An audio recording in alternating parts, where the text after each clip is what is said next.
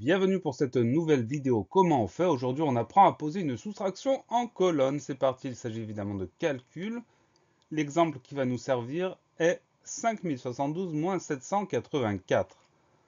Première étape, comme toujours, on va poser notre opération. Le premier nombre, 5072. Ensuite, on va écrire le deuxième nombre, 784, en faisant bien attention à aligner les chiffres des unités. Donc, sous le 2 des unités, on va écrire le 4 des unités de 784 et on va placer les autres chiffres dans les colonnes qui suivent. On trace la barre de résultat et c'est parti. Pendant toute l'opération, on fera très attention à bien descendre, c'est-à-dire le chiffre du haut moins le chiffre du bas. C'est impératif.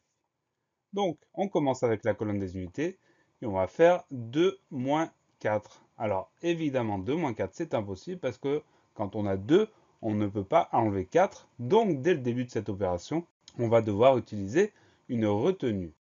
Une retenue, ça veut dire qu'on va prendre une unité dans la colonne d'à côté et on va la mettre dans le chiffre du haut. Concrètement, ça veut dire qu'on va écrire 1 à côté du chiffre du haut.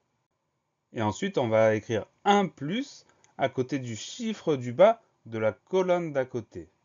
Voilà pour la retenue, on la rencontrera plusieurs fois dans cette opération, ce sera toujours le même principe. À présent, on va pouvoir faire 12 moins 4. Le 2 se transforme en 12 puisqu'on a ajouté l'unité, et c'est toujours moins 4. 12 moins 4, cette fois-ci c'est possible, ça nous donne 8. Le 8 qu'on va écrire en bas dans la partie résultat de la colonne des unités. On continue l'opération et on passe à la colonne des dizaines. Donc on descend toujours, on va faire 7 moins 9. Ce n'est pas 7 moins 8 parce qu'à côté du 8, on a un 1 plus. Donc le 8, il se transforme en 9. Ça aussi, on y pense, c'est très important. Donc 7 moins 9. Comme tout à l'heure, 7 moins 9, ce n'est pas possible. Donc on va devoir utiliser une retenue. Comme tout à l'heure, on ajoute le 1 à côté du chiffre de la ligne du haut. Et dans la colonne d'à côté, chiffre du bas, on va écrire 1 plus. Donc cette fois-ci, on va pouvoir faire 17 moins 9. 17 moins 9, c'est possible, ça fait 8. Le 8, on l'écrit dans la partie résultat de la colonne des dizaines. On continue notre opération, colonne des centaines. On va faire 0 moins 8. C'est comme tout à l'heure, le 1 plus, on pense à l'ajouter. Ce n'est plus 16, mais ça devient 8. Donc 0 moins 8. Évidemment, c'est aussi impossible. Donc, retenu 1 à côté du 0, retenu 1 plus dans la colonne d'à côté au niveau du chiffre du bas. Donc, cette fois-ci, on va pouvoir faire 10 moins 8. Et 10 moins 8, ça fait 2. Le 2, on le met dans les résultats de la colonne des centaines. Allez, on passe à la colonne des unités de 1000.